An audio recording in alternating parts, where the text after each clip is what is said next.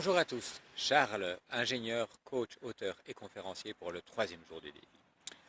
Voilà, aujourd'hui j'ai envie de vous parler du fait d'écouter les signes de l'univers.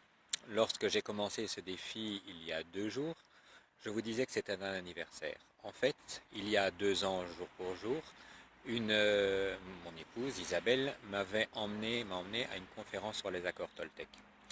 Je vous parlerai de ce sujet une autre fois. Mais aujourd'hui, ce dont j'ai envie de vous parler, c'est de la suite. Après la conférence, j'ai demandé à l'orateur de me dédicacer un de ses livres. Il m'a regardé de bas en haut, de haut en bas, plusieurs fois. Il a pris sa plume et a commencé à écrire à Charles la bienveillance et l'écoute. Ce soir-là, j'étais complètement épuisé, complètement fermé. Pourquoi est-ce qu'il m'écrit ça? Il ne me connaît pas, il ne m'a jamais vu, je ne l'avais d'ailleurs jamais vu, et il m'écrit ça. Je me suis dit qu'il y avait un signe là derrière, qu'il y a quelque chose que je devais changer, que je ne pouvais plus continuer sur la voie sur laquelle j'étais. Ça a véritablement été une prise de conscience. Une amie, par la suite, m'a dit « mais il a rayé ton disque ». Effectivement, il a rayé mon disque.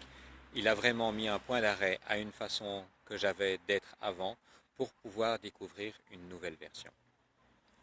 Comme quoi, parfois, une rencontre peut complètement changer la vie. J'ai eu l'occasion de revoir cette personne par la suite et je vous en parlerai peut-être une prochaine fois.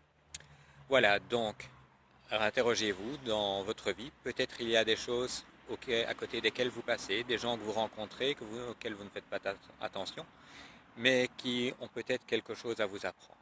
Voilà, c'était un peu ce que j'avais envie de vous partager ce soir. Je vous souhaite une très bonne soirée dans la bienveillance et l'écoute pour vous aider à trouver votre équilibre. À bientôt.